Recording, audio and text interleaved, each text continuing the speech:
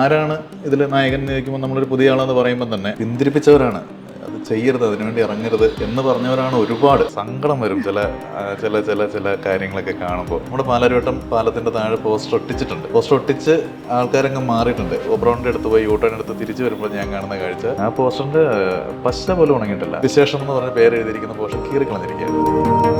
PCOD പോലുള്ള വിഷയങ്ങൾ നമുക്ക് പറയാൻ ഒരുപാട് ലിമിറ്റേഷൻ ഉണ്ട്. ഇങ്ങനത്തെ ഒരു വിഷയമെടുത്ത് കൈകാര്യം ചെയ്യാൻ നിങ്ങൾ ധൈര്യം കാണിച്ചു എന്നാണ് എനിക്ക് കിട്ടുന്ന ഏറ്റവും വലിയ കമന്റ്. എത്രയോ സ്ത്രീകൾ, എത്രയോ പേര് ഇത്തരം വിഷയങ്ങളിൽ ഒരുപാട് ബുദ്ധിമുട്ടുകൾ അനുഭവിക്കുന്നുണ്ട്. ഫാമിലിയായിട്ട് തിയേറ്ററിൽ വന്ന് കാണണം എന്നുള്ളൊരു ബെഞ്ച് മാർക്ക് ഇപ്പുറത്ത് വെക്കുമ്പോൾ ഇപ്പുറത്തെ വിഷ്വലൈസേഷന് കുറെ പരിധികളുണ്ട്. ഈ പരിധികൾ അങ്ങോട്ട് കുറയ്ക്കാനും പാടില്ല, കൂടാനും പാടില്ല. അതിനിടയ്ക്കത്തെ ഒരു മീറ്റർ പിടിച്ചിട്ട് അത് ചെയ്യുക എന്ന് പറയുന്നത് ഇത്തിരി ശ്രമകരമാണെന്ന് എനിക്ക് തോന്നുന്നു. സ്വന്തം കഥയായിട്ട് തോന്നുന്നു പലർക്കും. അതുകൊണ്ടാണ് ഞങ്ങൾ ഒരു സ്റ്റേജ് കഴിഞ്ഞപ്പോഴത്തേക്ക് ഞങ്ങളുടെ പോസ്റ്ററിലെ ക്യാപ്ഷൻസ് ഒക്കെ മാറ്റി. എല്ലാവരും പറയുന്നു ഇത് ഞങ്ങളുടെ കഥ, ഞങ്ങളുടെ വീട്ടിലേക്ക് ക്യാമറ തിരിച്ചു വെച്ച് ഞങ്ങളെ ഷൂട്ട് ചെയ്ത പോലെയാണ് ഞങ്ങൾക്ക് ഫീൽ ചെയ്യുന്നത്. നമുക്ക് വിശേഷത്തിൽ കിട്ടിയിരിക്കുന്ന ഒരു പ്ലസ് പോയിന്റ് എന്ന് പറഞ്ഞു കഴിഞ്ഞാൽ സിനിമ കിട്ടിയിരിക്കുന്ന റിവ്യൂസ് ഭയങ്കര പോസിറ്റീവാണ്. നെഗറ്റീവ് പറഞ്ഞ ആൾക്കാർ ഓൾമോസ്റ്റ് ഇല്ല എന്ന് തന്നെ പറയാം. അപ്പോൾ ഒത്തിരി ടെസ്റ്റിംഗ്, അതാണ് ഞങ്ങൾ ഒരു പോസ്റ്ററിൽ ഞങ്ങൾ ഇറക്കി എല്ലാ ടെസ്റ്റും പോസിറ്റീവ് എന്ന് പറഞ്ഞു. വിശേഷം എന്ന മൂവിയുടെ ഡയറക്ടർ സൂരജ് ടോം സാറാണ് കൂടെ ഉള്ളത്. So welcome to the show. Thank you. First of all congratulations. പടം 4th വീക്കിലേക്ക് വളരെ സക്സസ്ഫുൾ ആയിട്ട് എൻ്റർ ചെയ്തിരിക്കുകയാണ്. Thank you. How do you feel right now? വലിയ സന്തോഷത്തിലാണ് ഇരിക്കുന്നത്. കാരണം ഞാനടക്കമുള്ള എല്ലാ ഫിലിം മേക്കേഴ്സും ഒരു സിനിമ ചെയ്യുമ്പോൾ ആ സിനിമ ഹിറ്റാവണം, സൂപ്പർ ഹിറ്റ് ആവണം എന്നുള്ള ആഗ്രഹത്തിലാണ് ചെയ്യുന്നത്. ആൾക്കാർ അക്സെപ്റ്റ് ചെയ്യണം. അത് അക്ഷരം പ്രതി ആളുകൾ ഏറ്റെടുത്തു എന്ന് പറയുന്നത് നമുക്ക് ഭയങ്കര സന്തോഷമുള്ള കാര്യമാണ്. അതുകൊണ്ടാണല്ലോ ഇപ്പോൾ 4th വീക്കിലേക്കും അത് കണ്ടിന്യൂ ചെയ്ത് പോകുന്നത്. എനിക്ക് ഈ സിനിമ കണ്ടപ്പോൾ വളരെ സ്ട്രൈക്കിംഗ് ആയിട്ട് തോന്നിയ ഒരു കാര്യം എന്ന് പറയുന്നത് ഇതിൻ്റെ സബ്ജക്റ്റ് തന്നെയാണ്. അതായത് നമ്മുടെ ചുറ്റുപാടും ഡെയിലി ബേസിസിൽ കാണുന്ന ഒരു വിഷയം, പക്ഷെ എന്നാൽ ബിഗ് സ്ക്രീൻ അല്ലെങ്കിൽ സിനിമ അങ്ങനെയുള്ള തലത്തിലേക്ക് വരുമ്പോൾ ഒട്ടും തന്നെ അധികം എക്സ്പ്ലോർ ചെയ്യപ്പെടാത്തൊരു സബ്ജക്റ്റ്. അങ്ങനെ ഒരു സബ്ജക്റ്റിലേക്ക് എങ്ങനെ എത്തിപ്പെട്ടു? നമ്മളെപ്പോഴും സിനിമ ആലോചിക്കുമ്പോൾ പറയാത്തതെന്ത് എന്ന് പറയുന്ന ഒരു അന്വേഷണം ഉണ്ടല്ലോ. ഇതിപ്പോൾ എൻ്റെ 4ാമത്തെ സിനിമയാണ്. അപ്പോൾ കഴിഞ്ഞ സിനിമകളുമായിട്ട് യാതൊരു സിമിലാരിറ്റിയും ഇല്ലാത്ത സിനിമ വേണമെന്ന് പറയുന്ന ആഗ്രഹം, നമുക്കിപ്പോൾ പറയേണ്ട സബ്ജക്റ്റ് എന്താണെന്ന് പറയുന്ന ഒരു അന്വേഷണം, ആൾക്കാരുമായിട്ട് ഇത് റിലേറ്റ് ചെയ്ത് നിൽക്കുന്നതാണോ എന്നുള്ള ഒരു ചിന്ത, ഇത്തരം കാര്യങ്ങളാണ് എപ്പോഴും നമ്മളൊരു സിനിമയ്ക്ക് വേണ്ടി നമ്മളൊരു സബ്ജക്റ്റ് നോക്കുമ്പോഴത്തേക്കും ഞാൻ നോക്കുന്നൊരു കാര്യം. അപ്പോൾ ഈ ഒരു സബ്ജക്റ്റ് എന്ന് പറയുന്നത് നമുക്ക് ആൾക്കാർക്ക് റിലേറ്റ് ചെയ്യാൻ പറ്റും. അപ്പോൾ അവർക്ക് അവരുടെ സ്വന്തം കഥയായിട്ട് തോന്നുന്നു പലർക്കും. അതുകൊണ്ടാണ് ഞങ്ങൾ ഒരു സ്റ്റേജ് കഴിഞ്ഞപ്പോഴത്തേക്ക് ഞങ്ങളുടെ പോസ്റ്ററിലെ ക്യാപ്ഷൻസ് ഒക്കെ മാറ്റി. എല്ലാവരും പറയുന്നു ഇത് ഞങ്ങളുടെ കഥ എന്നാക്കി. ആൾക്കാർ അങ്ങനെ പറഞ്ഞു തുടങ്ങി. ഞങ്ങൾക്കൊക്കെ വരുന്ന ഓരോ കോളിൽ നമുക്ക് കിട്ടുന്ന ഫീഡ്ബാക്ക് എന്ന് വെച്ച് കഴിഞ്ഞാൽ ഇതിനകത്ത് കണ്ടത് എന്നെയാണ്. അതായത് എൻ്റെ വീട്ടിലേക്ക്, അതായത് പറയുന്ന ആൾക്കാരുടെ കമൻറ്റ് ഇതാണ് ഞാൻ പറയുന്നത്, ഞങ്ങളുടെ വീട്ടിലേക്ക് ക്യാമറ തിരിച്ചു വെച്ച് ഞങ്ങളെ ഷൂട്ട് ചെയ്ത പോലെയാണ് ഞങ്ങൾക്ക് ഫീൽ ചെയ്യുന്നത്. അപ്പോൾ അത് നമുക്ക് കിട്ടുന്ന ഒരു അംഗീകാരം, നമുക്ക് അതിലൂടെ അത്തരം വാക്കുകളിലൂടെ നമുക്ക് കിട്ടുന്ന ഒരു അംഗീകാരം നിസ്സാരമല്ലല്ലോ. അവർ പറഞ്ഞിട്ടാണ് ഈ സിനിമ വലുതാക്കിയത്. അപ്പം നമ്മൾ എത്ര പബ്ലിസിറ്റി ചെയ്താലും അതിനൊക്കെ ഒരു ലിമിറ്റ് ഉണ്ട്. കാരണം അതിനകത്തൊരു കഴമ്പില്ലെങ്കിൽ ആൾക്കാർ അതിനെ ഏറ്റെടുക്കില്ല. മറ്റത് ഏറ്റെടുത്ത് കഴിഞ്ഞാൽ അതിനെ അങ്ങ് വളർത്തി വലുതാക്കുക. അവർ പറയുന്ന എൻ്റെ ഞാനൊരു കഥ കണ്ടു, അല്ലെങ്കിൽ ഞാനൊരു സിനിമ കണ്ടു, ഗംഭീരമായിരിക്കുന്നു, നീ പോയി കാണണം എന്ന് സജസ്റ്റ് ചെയ്യുമ്പോൾ റെഫറൽസ് എന്ന് പറയുന്ന സാധനത്തിന് ഭയങ്കര വാല്യൂ ഉണ്ട്. നമ്മൾ അനുഭവിച്ചൊരു സാധനം നിങ്ങളും അനുഭവിക്കണമെന്ന് പറഞ്ഞ് നമ്മൾ മറ്റൊരാളോട് പറഞ്ഞു വിടുമ്പോൾ അതിൻ്റെ വിശ്വാസ്യത ഭയങ്കരമാണ്. ഈ വിശ്വാസ്യതയാണ് ഈ സിനിമയ്ക്ക് ഉള്ള ഏറ്റവും വലിയ കരുത്ത്. ശരിക്കും ഈ സിനിമയുടെ സബ്ജക്റ്റ് അല്ലെങ്കിൽ ഈ സിനിമ നമ്മൾ തിയേറ്ററിൽ നിന്ന് കാണുമ്പോൾ നമ്മൾ അറിയാതെ ആലോചിച്ച് പോകുന്നൊരു വിഷയമുണ്ട്. എന്തുകൊണ്ട് ഇത്തരത്തിലുള്ള വിഷയങ്ങൾ, അതായത് ഇപ്പോൾ ഒരു ഫെർട്ടിലിറ്റി ട്രീറ്റ്മെൻറ്റ് അല്ലെങ്കിൽ പ്രഗ്നൻസി റിലേറ്റഡ് ആയിട്ടുള്ള ഇഷ്യൂസ്, PCOD റിലേറ്റഡ് ആയിട്ടുള്ള ഇഷ്യൂസ്, പിന്നെ അതേപോലെ ഇതിൻ്റെ പിന്നിൽ നടക്കുന്ന ഒരുപാട് സ്കാമുകൾ, ഇതൊക്കെ വളരെ സീരിയസ്നെസ് ഉള്ള സബ്ജക്റ്റാണ്. ഇത് ഒരു നാഷണൽ പ്ലാറ്റ്ഫോമിലേക്ക് വരുമ്പോഴത്തേക്കും ഇത്തരത്തിലുള്ള വിഷയങ്ങൾ അധികം ചർച്ച ചെയ്യപ്പെടുന്നില്ല എന്നൊരു അഭിപ്രായം സാറിനുണ്ടോ? ഞാൻ പറയട്ടെ, ഇപ്പോൾ ഈ PCOD പോലുള്ള വിഷയങ്ങൾ നമുക്ക് പറയാൻ ഒരുപാട് ലിമിറ്റേഷൻ ഉണ്ട്. പെട്ടെന്നുള്ള ചിന്തയിൽ നമ്മൾ ചിന്തിക്കുമ്പോഴത്തേക്കും അത് സൂക്ഷിച്ച് ഹാൻഡിൽ ചെയ്തില്ലെങ്കിൽ ഭയങ്കരമായിട്ട് പാളിപ്പോകുന്ന വിഷയങ്ങളാണ്. എത്രയോ ആൾക്കാർ, എത്രയോ സ്ത്രീകൾ, എത്രയോ പേര് ഇത്തരം വിഷയങ്ങളിൽ ഒരുപാട് ബുദ്ധിമുട്ടുകൾ അനുഭവിക്കുന്നുണ്ട്. പക്ഷെ നമ്മളിതെങ്ങനെ സിനിമയിൽ പറയും? അവിടെയാണ് അതിൻ്റെ ഒരു റീതിങ്കിങ് പലർക്കും വരിക എന്ന് എനിക്ക് തോന്നുന്നു. ചിലപ്പോൾ ആരെങ്കിലുമൊക്കെ ഇതൊക്കെ ചിന്തിച്ചിട്ടുണ്ടാവാം, ഇങ്ങനത്തെയൊക്കെ സബ്ജക്റ്റുകൾ ചിന്തിച്ചിട്ടുണ്ടാവാം. ഒരുപക്ഷെ അതിന് കൺവിൻസിംഗ് ആയിട്ടുള്ള ഒരു സ്ക്രിപ്റ്റിലേക്ക് അവർക്ക് എത്താൻ പറ്റിയിട്ടുണ്ടാവില്ല. അതായിരിക്കാം അങ്ങനത്തെ പ്രൊജക്റ്റുകൾ ഒരുപക്ഷെ നമുക്ക് മലയാളത്തിൽ നടക്കാത്തത്. കാരണം നമ്മൾ അൾട്ടിമേറ്റ്ലി ഇത് സിനിമ പ്രേക്ഷകൻ ഫാമിലിയായിട്ട് തിയേറ്ററിൽ വന്ന് കാണണം എന്നുള്ളൊരു ബെഞ്ച് മാർക്ക് ഇപ്പുറത്ത് വെക്കുമ്പോൾ ഇപ്പുറത്തെ വിഷ്വലൈസേഷന് കുറേ പരിധികളുണ്ട്. ഈ പരിധികൾ അങ്ങോട്ട് കുറയ്ക്കാനും പാടില്ല, കൂടാനും പാടില്ല. ഇതിനിടയ്ക്കത്തെ ഒരു മീറ്റർ പിടിച്ചിട്ട് അത് ചെയ്യുക എന്ന് പറയുന്നത് ഇത്തിരി ശ്രമകരമാണെന്ന് എനിക്ക് തോന്നുന്നു. ദൈവാനുഗ്രഹത്താൽ നമ്മുടെ വിശേഷത്തിൽ അത് വന്നു എന്നാണ് എല്ലാവരും പറയുന്നത്. കാരണം കൃത്യമായിട്ട് അതുകൊണ്ടാണ് ഇങ്ങനത്തെ ഒരു വിഷയമെടുത്ത് കൈകാര്യം ചെയ്യാൻ നിങ്ങൾ ധൈര്യം കാണിച്ചു എന്നാണ് എനിക്ക് കിട്ടുന്ന ഏറ്റവും വലിയ കമന്റ്. സർ ഇപ്പോൾ പറഞ്ഞ ആ പോയിന്റിൽ നിന്ന് തന്നെ ചോദിക്കുകയാണെങ്കിൽ, ഒരു ആസ് എ ഡയറക്ടർ ഭയങ്കര ഡെയറിങ് ആയിട്ടുള്ള ഒരു അറ്റംപ്റ്റ് ആണ്. കൊമേഴ്ഷ്യലി എത്രത്തോളം ഇത് ഓഡിയൻസിലേക്ക്, എല്ലാ ഓഡിയൻസിലേക്ക് എത്തിക്കാൻ പറ്റും എന്നൊരു ക്വസ്റ്റ്യൻ മാർക്ക് ഒരു സൈഡിലും, മറ്റൊരു സൈഡിൽ ഇത് ശരിക്കും ഒരു റെലവൻ്റ് ആയിട്ടുള്ള സബ്ജക്റ്റ് ആണ്, ഇത് എത്തിച്ചേ പറ്റൂ എന്ന് ഇങ്ങനെ ഒരു രണ്ട് സൈഡ് ഉണ്ടാവുമല്ലോ എപ്പോഴും ഒരു ഡയറക്ടർക്ക്.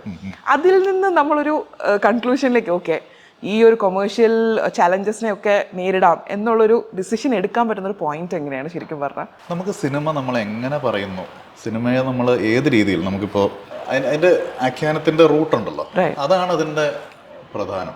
വിശേഷം ഞങ്ങൾ കൊമേഴ്ഷ്യലായിട്ടാണ് ട്രീറ്റ് ചെയ്തിരിക്കുന്നത്. വിശേഷത്തിന് ഒരു ഒട്ടും ഓഫ് ബീറ്റ് സ്വഭാവം നമ്മൾ കൊടുത്തിട്ടില്ല. അങ്ങനെയും ചെയ്യാം. ഈ സിനിമ ഭയങ്കര സീരിയസ് ആക്കാം. നമ്മളൊരു ആസാൻ ഓഡിയൻ ഈ സിനിമ ഞാൻ തിയേറ്ററിൽ കണ്ടാൽ എനിക്ക് ബോറടിക്കാൻ എനിക്ക് ഇരിക്കാൻ പറ്റുമോ? ഒന്നാമത്തെ ചോദ്യം അതാണ്. എനിക്ക് സന്തോഷമായിട്ട് തിയേറ്ററിൽ നിന്ന് ഇറങ്ങി പോകാൻ പറ്റുന്നുണ്ടോ? തിയേറ്ററിൽ നിന്ന് ഇറങ്ങിപ്പോയാലും ഒരു 2 ദിവസം കൂടെ ഈ കഥാപാത്രങ്ങൾ എന്നെ ചുറ്റിപ്പറ്റി നിൽക്കുന്നുണ്ടോ? ഇതൊക്കെയാണ് നമ്മളെ ചിന്തിപ്പിക്കുന്ന കാര്യങ്ങൾ. ഇത്തരം ചിന്തകൾക്ക് അനുസൃതമായിട്ട് നമ്മൾ തിരക്കഥയെ രൂപപ്പെടുത്തുമ്പോഴാണ് അതിൻ്റെ അടിത്തറ ഫോമാവുന്നത്. അറ്റ്ലീസ്റ്റ് മുടക്കുമുതലെങ്കിലും തിരിച്ചു വരിക എന്നുള്ളൊരു ബേസിക് ആഗ്രഹം നമുക്കുണ്ടാവും. 1000 രൂപ കിട്ടിയാലും അത് ലാഭമാണ്. നമ്മൾ ചെയ്തൊരു സാധനം നല്ലതായിട്ടുണ്ടെങ്കിൽ ഇതിൻ്റെ സാറ്റിസ്ഫാക്ഷനും വേറെയാണ്. മനസ്സിലായില്ലേ? അപ്പം ഈ കാര്യങ്ങളാണ് നമ്മൾ, അപ്പോൾ അതാണ് ഞാൻ പറഞ്ഞു വന്നത്. അപ്പം നമ്മൾ ഇത്തരം ചിന്തകൾ മുന്നിൽ നിർത്തിക്കൊണ്ട് ഇതിൻ്റെ സ്ക്രിപ്റ്റ് വർക്ക് ചെയ്യുമ്പോഴത്തേക്കും, സ്ക്രിപ്റ്റാണ് അതിൻ്റെയൊക്കെ അടിത്തറ. നല്ലൊരു സ്ക്രിപ്റ്റ് ഉണ്ടെങ്കിൽ മാത്രമേ ഉള്ളൂ നല്ലൊരു സിനിമ ഉണ്ടാക്കാൻ പറ്റുള്ളൂ എന്ന് ഞാൻ വിശ്വസിക്കുന്നു. അപ്പോൾ അതേ ഒരു സാറ്റിസ്ഫാക്ഷൻ എലമെന്റ് ഉണ്ടല്ലോ ഒരു ഡയറക്ടർ എന്നുള്ള രീതിയിൽ, ആ ഒരു എലമെന്റിന്റെ ബേസിസിലാണോ ഇത് പ്രൊഡ്യൂസ് ചെയ്യാന്നുള്ളൊരു തീരുമാനം കൂടി എടുക്കുന്നത്? ഞാൻ കഴിഞ്ഞ കുറേ കാലങ്ങളായിട്ട് കണ്ടുകൊണ്ടിരിക്കുന്ന കുറേ കാര്യങ്ങളുണ്ട്. ഇപ്പോൾ എൻ്റെ തന്നെ പല സുഹൃത്തുക്കളും ഡയറക്റ്റ് ചെയ്യുന്നു. പല പടങ്ങളും ഇവരുടെയൊക്കെ കയ്യിൽ നിന്ന് പോയിട്ടുണ്ട്. നമ്മൾ കാണുന്ന കാഴ്ചകളും കേൾക്കുന്ന കാഴ്ചകളും ഒക്കെ അങ്ങനെയാണ്. ഇപ്പോൾ ഈ പറഞ്ഞ പോലെ ചിലപ്പോൾ ചില പ്രൊഡ്യൂസേഴ്സും ഒക്കെ വന്ന് പലരുടെയും താല്പര്യങ്ങൾ പലതായിരിക്കാം. പലരുടെയും സിനിമയുടെ ഈ ഡയറക്ടേഴ്സിൻ്റെ അല്ലെങ്കിൽ ഈ ഡയറക്ടറുടെയും റൈറ്ററുടെയും വേവ് ലെങ്ത് ആയിരിക്കില്ല ചിലപ്പോൾ ആ വരുന്ന പ്രൊഡ്യൂസർക്ക്. അത് ഭയങ്കര ഇമ്പോർട്ടൻ്റ് ആയിട്ടുള്ളൊരു കാര്യമാണ്. ഒന്നിച്ച് പാരലായിട്ട് അതിൻ്റെ ചിന്തകൾ പോവില്ല. അപ്പോൾ അങ്ങനെ വരുമ്പോഴത്തേക്ക് ഏതെങ്കിലും ഒരു മൊമെൻറ്റിൽ ഇവർ രണ്ടും രണ്ട് വഴിക്ക് അഭിപ്രായ വ്യത്യാസങ്ങളായിട്ട് തിരിയാനുള്ള സാധ്യത വളരെ കൂടുതലാണ്. ഞാൻ കണ്ട കാഴ്ചകളാണ് ഒരുപാട്. നമ്മളുടെ ഇഷ്ടത്തിന്, നമ്മളുടെ ആഗ്രഹത്തിനോട് 100% നീതി പുലർത്തുന്ന ഒരു സിനിമ ചെയ്യണമെങ്കിൽ സിനിമ ചെയ്താൽ മാത്രം പോരാ. ഈ സിനിമ ചെയ്യുന്ന പോലെ തന്നെ ബുദ്ധിമുട്ടുള്ളൊരു ഏരിയയാണ് ഇതിൻ്റെ മാർക്കറ്റിങ്ങും തിയേറ്ററിലെ ഇതിൻ്റെ ഘടകങ്ങളും തിയേറ്ററിൽ പിടിച്ച് നിർത്തുക എന്ന് പറയുന്ന കാര്യങ്ങളൊക്കെ ഭയങ്കര ബുദ്ധിമുട്ട് പിടിച്ച ഏരിയകളാണ്. ഞാൻ പറയുകയാണെങ്കിൽ സിനിമ ഷൂട്ട് ചെയ്യാൻ ബുദ്ധിമുട്ടില്ല എന്ന് ഞാൻ പറയും. ഇപ്പോൾ എൻ്റെയൊക്കെ തന്നെ പരിചയത്തിലുള്ള ചിലരുടെ പടങ്ങൾ നല്ല പടങ്ങളായിരിക്കാം, അതിനെ ഒരു സ്റ്റേജ് കഴിയുമ്പോഴത്തേക്കും പ്രൊഡ്യൂസർ ഇട്ടിട്ട് പോയിട്ടുണ്ടാവും. അല്ലെങ്കിൽ ആ സിനിമ പ്രോപ്പറായിട്ട് മാർക്കറ്റ് ചെയ്തിട്ടുണ്ടാവില്ല. ഇപ്പോൾ ചില സിനിമകൾ ചിലപ്പോൾ ഫസ്റ്റ് ഡേ വീണിട്ടുണ്ടാവും. ഫസ്റ്റ് ഡേ വീണ് കഴിഞ്ഞാൽ ഈ പ്രൊഡ്യൂസർക്ക് ചുറ്റും നിൽക്കുന്ന ചില ആളുകൾ വന്നിട്ട് പ്രൊഡ്യൂസറോട് പറയും, ഇപ്പം ഇത്രയല്ലേ പോയുള്ളൂ, ഇനിയൊന്നും ഇറക്കണ്ട, ഇനി വിട്ടേര് എന്ന് പറഞ്ഞാൽ അയാളത് ചിന്തിച്ചങ്ങ് വിശ്വസിച്ച് പോവും. പക്ഷേ നമ്മളുടെ ചരിത്രത്തിൽ തന്നെ നമ്മൾ ആലോചിച്ച് കഴിഞ്ഞാൽ ഫസ്റ്റ് ഡേ വീണ പല പടങ്ങളും ഒന്നിച്ച് നിന്ന് പ്രൊഡ്യൂസർ, ഡയറക്ടർ, റൈറ്റർ ടീം ഒന്നിച്ച് നിന്ന് തിരിച്ച് പൊക്കിക്കൊണ്ട് വന്നിട്ട് 100 ദിവസം ഓടി ചരിത്രം നമുക്ക് മലയാള സിനിമയിലുണ്ട്. എത്ര സിനിമകളുണ്ട്. അപ്പോൾ ആ ഒരു തിരിച്ചറിവിന് എല്ലാവരും നിന്ന് കൊടുക്കത്തില്ല. അപ്പോൾ ഇത്തരം ചിന്തകൾക്കൊന്നും ഇടം കൊടുക്കാൻ നമ്മൾ തയ്യാറല്ലായിരുന്നു. അതിനുവേണ്ടി ഒന്നും നിൽക്കാൻ നമ്മൾ തയ്യാറല്ലായിരുന്നു. കാരണം ഈ സിനിമയ്ക്ക് ഇത് ബേസിക്കലി ഈ സിനിമ ഒരു ഗ്ലോബൽ സബ്ജക്റ്റാണ് എന്ന് ഞാൻ പറയും. കാരണം നമുക്ക് പ്രഗ്നൻസി എന്ന് പറയുന്ന കാര്യം കേരളത്തിൽ മാത്രം നടക്കുന്ന കാര്യമല്ലല്ലോ. അത്രയും വിശാലമായിട്ട് അതിനെ എത്തിക്കേണ്ടിടത്ത് എത്തിക്കണമെങ്കിൽ നമ്മുടെ കയ്യിൽ അതിൻ്റെ പിടി ഉണ്ടാവണം. ഫുൾ പിടി ആസ് എ ഫിലിം മേക്കർ എൻ്റെ കയ്യിലുണ്ടെങ്കിൽ മാത്രമേ എനിക്കത് പറ്റുള്ളൂ.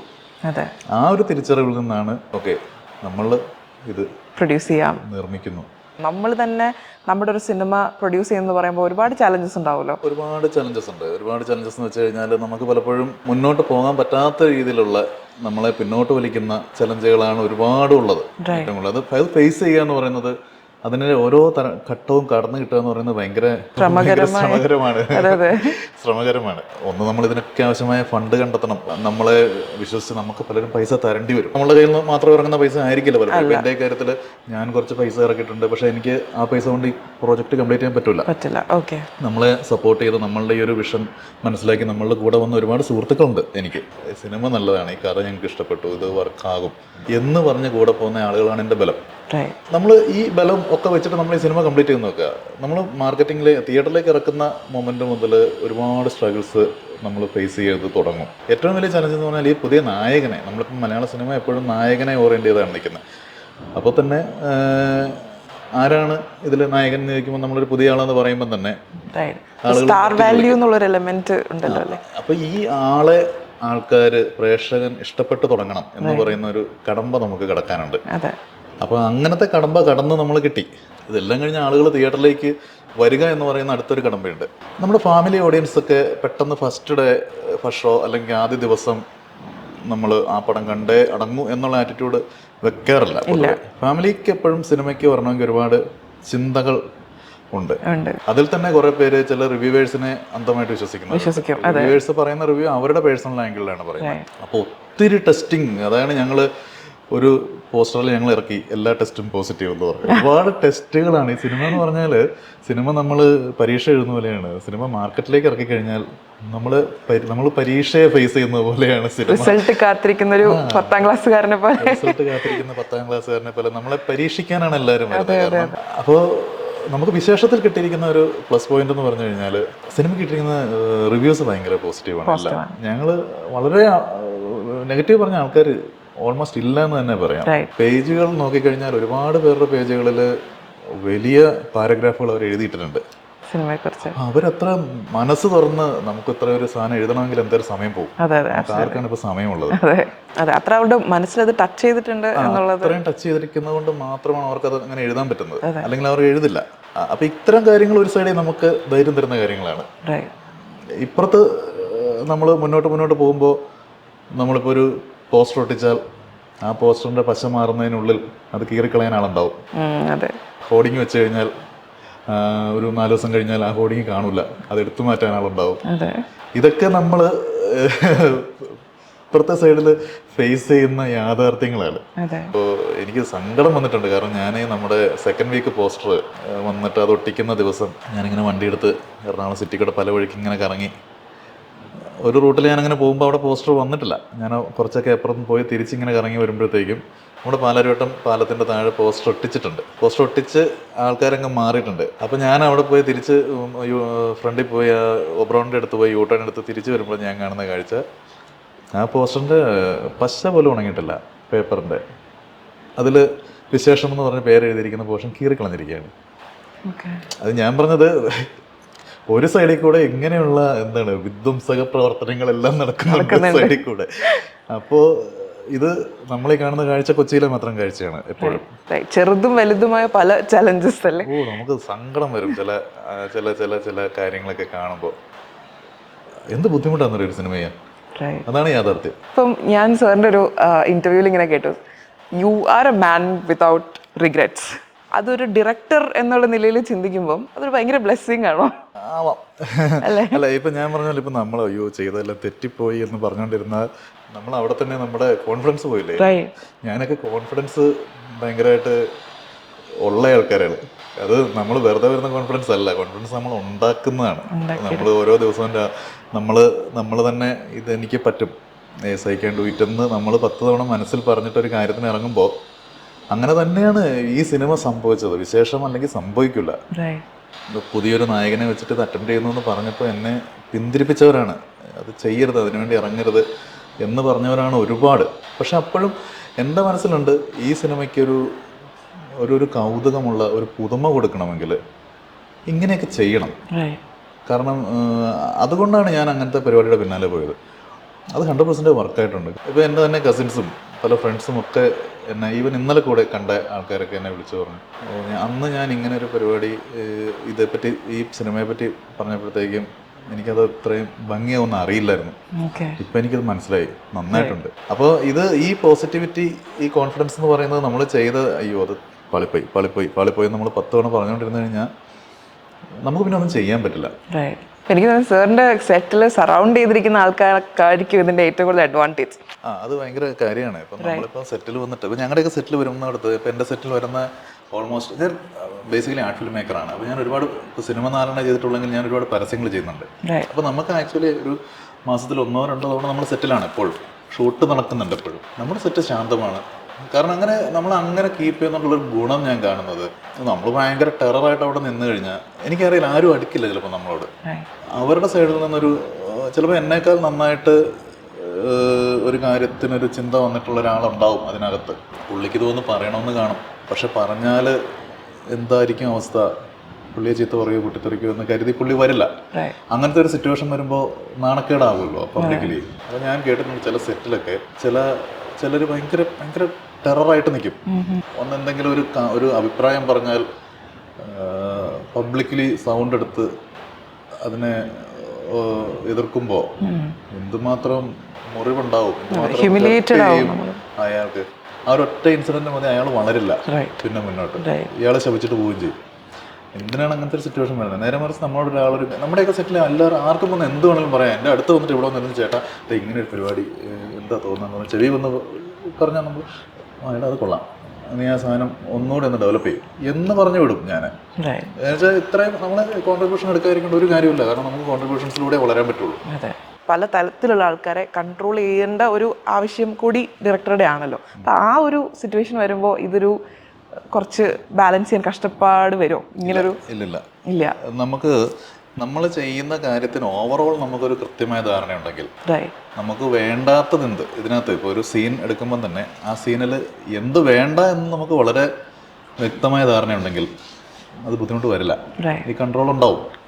പക്ഷേ എന്തൊക്കെ കിട്ടിയാൽ നല്ലതാണ്, കൂടുതൽ നല്ലതാണെന്ന് ഓപ്പണായിട്ടിരിക്കുകയും, ഇപ്പം നമ്മുടെ അടുത്ത് തന്നെ ഇപ്പോൾ ചില ആർട്ടിസ്റ്റുകളൊക്കെ ചില സീനൊക്കെ വായിക്കുമ്പോൾ ചില സിറ്റുവേഷൻ വായിച്ചു കഴിഞ്ഞിട്ട് ഞാൻ ഇങ്ങനെ അങ്ങോട്ട് ചെയ്താലോ, ഇങ്ങനെ ചെയ്താൽ നന്നാവില്ലേ, അല്ലെങ്കിൽ അത് ഹ്യൂമർ കിട്ടില്ലേ എന്ന് ചോദിക്കുമ്പോൾ നമ്മളതിൽ രണ്ടു വട്ടം ആലോചിക്കും.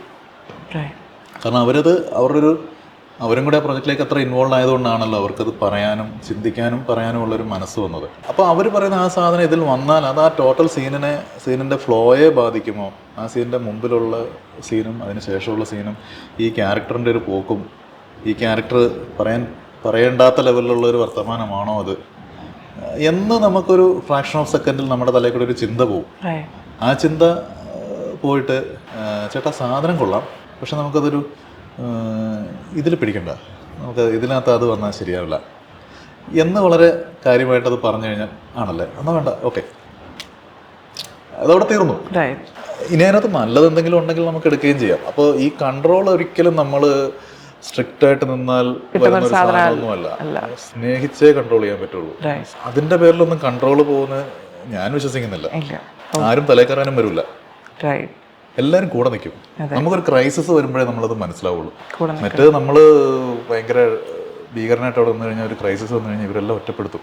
അപ്പോൾ സാറ് ശരിക്കും ആഡ് ഫിലിംസിൽ വളരെ ആക്റ്റീവായിട്ട് നിൽക്കുന്ന ഒരാളാണല്ലോ. അപ്പം ആഡ് ഫിലിമിൽ നിന്ന് സിനിമ എന്നുള്ള ഇതിലേക്ക് വരുമ്പോഴത്തേക്കും മേജർ ഷിഫ്റ്റിംഗ് ഫാക്ടേഴ്സ് എന്തൊക്കെയാവും? ആഡ് ഫിലിമിൽ നമ്മൾ ഒരു ക്ലയൻറ്റിനെ കൺവിൻസ് ചെയ്താൽ മതി. അവിടെ നമ്മൾ പ്യുവർലി നിൽക്കുന്നത് ആ പ്രൊഡക്റ്റിനെ എങ്ങനെ വിൽക്കാം, ആ പ്രൊഡക്റ്റിനെ ശ്രദ്ധിപ്പിക്കാം വിൽക്കുക എന്നുള്ള വിൽപ്പന ചിലപ്പോൾ അടുത്ത ഘട്ടമായിരിക്കാം. പക്ഷേ ആ പ്രൊഡക്റ്റിലേക്കൊരു ശ്രദ്ധ കിട്ടുക എന്ന് പറയുന്ന ഒരു പരിപാടിയാണ് ഒരു ആർട്ട് ഫിലിമിലൂടെ നടക്കുക. അപ്പം നമ്മൾ അതിന് പറ്റുന്ന രീതിയിലേക്ക് കൃത്യമായിട്ട് അതിൻ്റെ തോട്ടുകൾ ഡെവലപ്പ് ചെയ്യുകയും, അപ്പോൾ അത് ക്ലയൻറ്റിൻ്റെ സൈഡിൽ നിന്ന് ചില ആഗ്രഹങ്ങളുണ്ടാവും. കാരണം ഓൾറെഡി അവർക്കൊരു ട്രാക്ക് ഉണ്ടല്ലോ, അവരുടെ ഒരു ബിസിനസ്സിൻ്റെ ഒരു ബേസ് ഉണ്ട്, അവരുടെ ഒരു കസ്റ്റമർ ബേസ് ഉണ്ട്, അവരുടെ ഒരു TG ഗ്രൂപ്പ് ഉണ്ട്. അപ്പോൾ ഇതൊക്കെ നമ്മൾ എടുത്തിട്ട് അങ്ങോട്ടും ഇങ്ങോട്ടും വളരെ ഹെൽത്തി ആയിട്ടുള്ള ഒരു സംസാരത്തിലൂടെ ഒരു സാധനം ഉറപ്പിച്ചിട്ടാണ് ഇത് ചെയ്യുന്നത്. ആർട്ട് ഫിലിമിനെ അങ്ങനെ പബ്ലിക് കയറി ക്രിട്ടിസൈസ് ചെയ്യില്ല പൊതുവെ. അത് ക്ലയൻറ്റിന് വർക്കാവുന്നുണ്ടോ എന്നുള്ള കാര്യം മാത്രമാണ് ഇത് നോക്കേണ്ടത്. അതിനെ ഏറ്റവും ഭംഗിയായിട്ട് ഏറ്റവും അട്രാക്റ്റീവായിട്ട് നമ്മൾ ചെയ്യുന്നു. സിനിമ അങ്ങനെയല്ല. സിനിമ റിലീസാവുന്ന മൊമെൻ്റ് തൊട്ട് നമ്മുടെ അല്ല. പിന്നെ അവർക്ക് എന്തും പറയാം, അവർക്ക് നല്ലത് പറയാം, ചീത്ത പറയാം, വിമർശിക്കാം ഒക്കെ ഉള്ളൂ. നമുക്ക് പിന്നെ അതിനകത്ത് പ്രത്യേകിച്ച് റോളൊന്നുമില്ല. ഞാനൊരു സിനിമ കണ്ടിട്ട് എനിക്ക് 150 രൂപ കൊടുത്ത് അത് ഇഷ്ടപ്പെട്ടില്ലെങ്കിൽ ഞാൻ ചീത്ത പറയും എന്നുള്ളൊരു ഒരു ധാർഷ്ട്യ മനോഭാവം പൊതുവെ നമുക്ക് ഉണ്ടല്ലോ. അപ്പോൾ ഇവരെല്ലാവരെയും, അപ്പോൾ തന്നെയല്ല പ്രേക്ഷകന് മുഴുവൻ, എല്ലാ പ്രേക്ഷകരും ഒരു സിനിമ ചിന്തയുള്ള ആൾക്കാരാണ്. സിനിമ റെഗുലറായിട്ട് കാണുന്ന ആൾക്കാരൊക്കെ ആദ്യം ചിന്തിക്കുന്നത് ഈ സീൻ ഇങ്ങനെ അല്ലായിരുന്നല്ലോ എടുക്കേണ്ടത്, ഇത് ഞാൻ എടുത്തിരുന്നെങ്കിൽ ഇതിലും ഭംഗിയാക്കാമായിരുന്നല്ലോ എന്നൊക്കെയുള്ള ചിന്ത പോവും എല്ലാവർക്കും. വർക്കായില്ല എന്ന് പറയുന്ന വാക്ക് കഴിഞ്ഞ കുറച്ച് നാളുകളായിട്ട് ഭയങ്കരമായിട്ട് നമ്മൾ യൂസ് ചെയ്യുന്നുണ്ട്. അപ്പോൾ ഈ എല്ലാവർക്കും വർക്കാവണം എന്ന് പറയുന്ന ഒരു സാധനമുണ്ടല്ലോ, അപ്പോൾ അതിലേക്ക് അതിൻ്റെ ഒരു ശ്രമമാണ് സിനിമയ്ക്ക് വേണ്ടി വരുന്ന വലിയ എഫർട്ട്. പരസ്യത്തിൽ അതല്ല, ഇതാണ് ഇതിനകത്തൊക്കെയുള്ളൊരു വ്യത്യാസം വരുന്നത്. ടെക്നിക്കൽ പ്രോസസ്സും അതിൻ്റെ pre production, post production, shoot, ബാക്കിയുള്ള എല്ലാ കാര്യങ്ങളും സെയിമാണ്, അതിനകത്തൊന്നും ഒരു വ്യത്യാസമില്ല. പരസ്യത്തിൽ നമ്മളൊരു 30 സെക്കൻഡിലോ മാക്സിമം 1 മിനിറ്റിലോ ഒരു കഥ പറയുമ്പോൾ ഇവിടെ നമ്മൾ 2 മണിക്കൂർ കൊണ്ട് അല്ലെങ്കിൽ 2.5 മണിക്കൂർ കൊണ്ട് കഥ പറയും. ഇതതിൻ്റെ വ്യത്യാസം. സ്വാഭാവികമായിട്ടും അങ്ങനെ തന്നെയാണ്. മറ്റതാണ് മെയിൻ വ്യത്യാസം.